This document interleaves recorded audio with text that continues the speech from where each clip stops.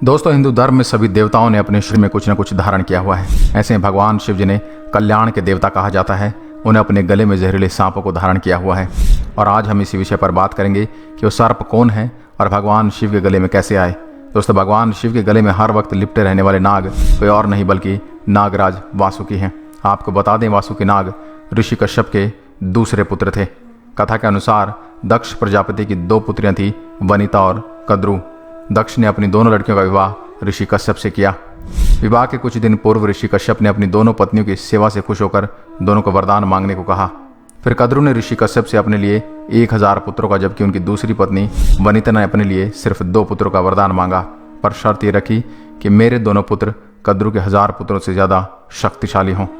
ऋषि कश्यप ने तथास्तु बोलकर उन दोनों को ये वरदान दे दिए।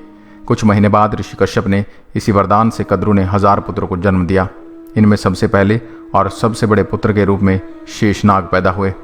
दोस्तों, शेषनाग के बारे में ऐसा माना जाता है कि उनके 1000 मस्तक हैं, जिनका कोई अंत नहीं है, और इसी वजह से उन्हें अनंत भी कहा जाता है। कहते हैं कि इस धरती पर सभी जीव जंतु के खत्म होने के पश्चात भी शेषनाग हमेशा रहेंगे। दोस्तों, विष्णु जी की शैया शेषनाग के बारे में भी बताया जाता है कि उनके ही फन पर यह पृथ्वी टिकी हुई है। ऐसा वरदान शेषनाग को ब्रह्मा जी ने दिया था। सबसे बड़े पुत्र होने के नाते शेषनाग नागलोक के राजा बने, परंतु ब्रह्मा जी के वरदान के बाद पाताल लोक जाने से पहले उन्होंने अपने छोटे भाई वासुकी को नागलोक का राजा बना दिया। वासुकी नाग कद्रु और कश्यप के दूसरे सबसे बड़े पुत्र में से एक थे।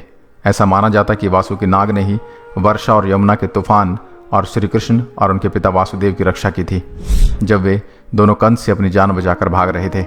इसके अलावा यह भी माना जाता है कि वासुकी नाग के सर पर ही नागमणि विराजमान है। वासुकी ने भगवान शिव की सेवा के लिए शेषनाग के जैसे ही राजपाट का त्याग कर अपने छोटे भाई तक्षक का राज तिलक कर दिया था। वासुकी नाग शिव जी के गले में कैसे आए, इसके पीछे भी कई कथाओं का उल्लेख मिलता है, जिनमें सबसे पहले बताया जाता है कि सर्पों ने ही सबसे पहले शिव जी की शिवलिंग के रूप में पूजा की थी। उस वक्त वासुकी नाग ही नागों के राजा हुआ करते थे। एक दिन वासुकी की भक्ति से खुश होकर शिव जी ने उन्हें वरदान मांगने को कहा।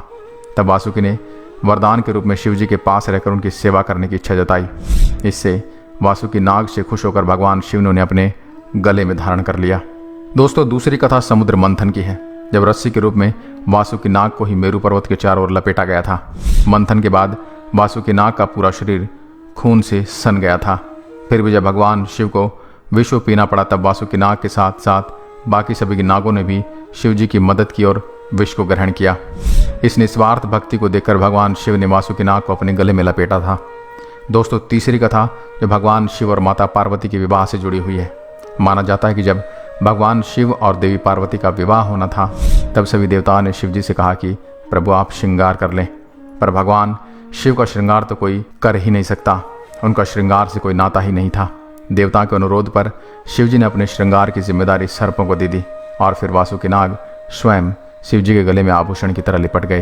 वासुकी नाग का अपने प्रति समर्पण देख शिव जी बेहद प्रसन्न हुए, और फिर उन्होंने विवाह के बाद भी वासुकी नाग को अपने गले में ही रहने दिया। दोस्तों, आज के लिए बस इतना ही। उम्मीद है अब आपको पता चल गया होगा कि शिव जी के गले में लिपटे रहते हैं नाग, वो कहाँ से आए। अगर वीडियो पसंद आए तो लाइक कीजिएगा और शेयर कीजिएगा, और ऐसे वीडियो देखने के लिए हमारे पेज को फॉलो ज़रूर करें। धन्यवाद।